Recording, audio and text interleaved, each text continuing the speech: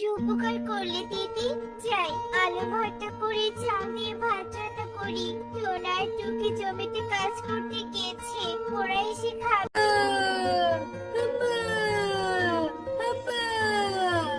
দেখি গাভীটা আমার ওভাবে চিৎকার করছে কেন? কি হলো ওর আবার? দেখি তো কি। হায় হায় রে, গাভীকে তো সাপে কেটেছে। এবার কি হবে? টোনা তো বাড়িতে নেই, ওঝাকে ডাকতে হবে যে। হায় হায় রে। আম্মা, আম্মা। গাড়ি শেষ হয়ে গেল, সব শেষ হয়ে গেল। কি টুনি, এভাবে কাঁদছো কেন? কি হয়েছে? টোনা, আমাদের গাভীটাকে সাপ দংশন করেছে আর গাভীটা মারা গিয়েছে। কি বলছো কি টুনি? এসব কি হচ্ছে আমাদের সাথে? ওদিকে জমির সব ফসল পচে গিয়েছে, এদিকে বাড়িতে গাভী মারা গিয়েছে। হে বিধাতা, আমাদের তুমি কিসের সাজা দিচ্ছ? এবার এই সংসারটা চালাবো কি করে?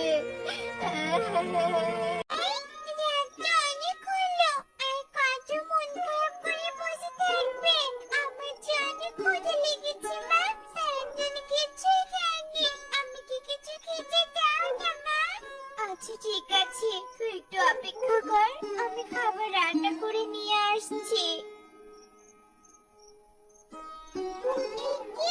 সূর্য ভাতের কাঁচামরিচ কেন? তরকারি কোথায়? ঘরে তরকারি নেই, চালটুকুও ঘরে ছিল না।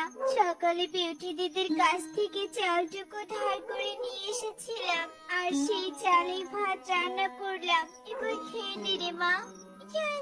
মরিচ আলু ভর্তা দিয়ে ভাত খেতে ইচ্ছে করে না। এই রাতে মরিচ দিয়ে ভাত খেলে আমার পেট জ্বালা করবে। আমি ভাত খাবো না মা। মারে, এমন করিস না। কালকে কাজ করে ভালো ভালো মজার মজার খাবার নিয়ে আসবো। আজকের মতো মরিচ দিয়ে ভাতটা খেয়ে নে। তোমরাই খাও, আমি খাবো না। ছোট্ট সাপ, আমার এসে ভালো লাগে না।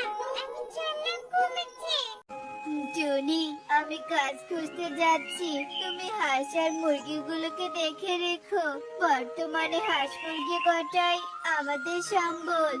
আচ্ছা ঠিক আছে টোনা, তুমি একদম চিন্তা করো না। টোনা আর কিছু না বলে কাজের উদ্দেশ্যে বেরিয়ে পড়ে। এভাবেই বেশ কিছুক্ষণ কেটে যায়। বনে সন্ধ্যা নেমে আসে। কি ব্যাপার রে মা, বলতো হাঁসগুলো এখনো নদী থেকে আসছে না কেন? কি জানি মা, ওরা তো কখন রাতে দেরি করবে না। চলো তো নদী থেকে দেখি ওরা আসছে না কেন। হ্যাঁ হ্যাঁ, তাই চল। ওরা মা মেয়ে ওদের হাঁসের খোঁজে বাড়ি থেকে নদীতে চলে আসে। নদীতে তো একটা হাঁসও নেই, আমাদের হাঁসগুলো কোথায় গেল? এই, ওমা, ওই দেখো, কালু কাকা নৌকা চালাচ্ছে। কালু কাকাকে জিজ্ঞেস করো তো আমাদের হাঁসগুলোকে কোথাও দেখেছি কিনা। কালু দাদা, ও কালু দাদা, তুমি কি আমাদের হাঁসগুলোকে কোথাও দেখেছো? আমরা ওদের খুঁজে পাচ্ছি না গো। হ্যাঁ রে, দুপুরে যখন জোয়ারের কারণে নদীর স্রোত বেড়ে গিয়েছিল, তখন স্রোতের সাথে তোদের হাঁসগুলো ভেসে গিয়েছে। আমি অনেকটা চেষ্টা করেছিলাম হাঁসগুলোকে আটকাতে, কিন্তু পারিনি। সর্বনাশ রে সর্বনাশ। হাঁসগুলো ভেসে নয়, আমাদের ভাগ্য ভেসে গিয়েছে। বিধাতা, তুমি কিসের পরীক্ষা নিচ্ছ আমাদের? এসব ধৈর্যের পরীক্ষা রে বোন। কয়েকদিন আগে আমারও এমন খারাপ সময় গিয়েছে। ধৈর্যের সাথে খারাপ সময়ের মোকাবিলা করে এখন ভালো সময়ের মুখ দেখতে পাচ্ছি। তোদেরও ভালো সময় আসবে, তবে একটু সময় লাগবে। টুকি তোর মাকে বাড়িতে নিয়ে যা। টনি, বনের সকলের কাছে অনেক কাজ চাইলাম, কিন্তু কেউ আমাকে একটা কাজ দিল না। এবার যে কি হবে আমাদের? কি ব্যাপার টনি, কি হয়েছে? কথা বলছো না কেন? কি হয়েছে?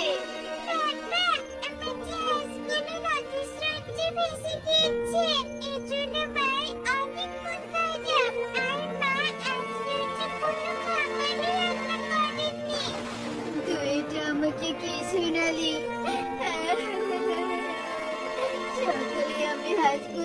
উঠোনে দেখে গেলাম, মনে মনে ভেবেছিলাম কাজ না পেলে পাশের ডিম বিক্রি করে সংসার চালাবো।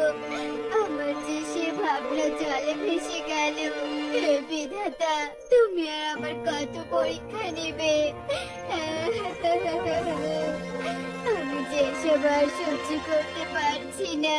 এত কষ্টের চেয়ে তুমি আমাদের তুলে নাও বিধাতা, তুলে নাও। আমাকে একটু ভিক্ষা দে মা, আমি অনেক দূর থেকে চলে এসেছি। বুড়িমা, কি যে বলি, আমাদের ঘরে তোমাকে দেওয়ার মতো পানি ছাড়া কিছুই নেই। কাল রাত থেকে আমরা পানি খেয়ে বেঁচে আছি। তুমি আমাকে ক্ষমা করে দাও বুড়িমা, আজকে আমার বাড়ি থেকে তোমাকে খালি হাতে ফিরে যেতে হবে। আরে, এভাবে ক্ষমা চেয়ে আমাকে লজ্জা দিস না। তা মা, তোর আজকে এত বেশি মন খারাপ কেন? কোনোদিন তো তোকে এত বেশি মন খারাপ থাকতে দেখিনি। বুড়িমা, আমাদের সব শেষ হয়ে গিয়েছে। জমির ফসল পচে গিয়েছে, একটা গাভী ছিল সেটাও মরে গিয়েছে, আর কিছু হাঁস ছিল সেগুলো নদীর স্রোতে ভেসে গিয়েছে। আজ কয়েকদিন ধরে টোনা বনবাসীর কাছে একটা কাজ যাচ্ছে, কেউ কাজও দিচ্ছে না। তার মনটা বেশি ভালো নেই। বুঝতে পেরেছি রে মা, বিধাতা তোদের ধৈর্যের পরীক্ষা নিচ্ছে।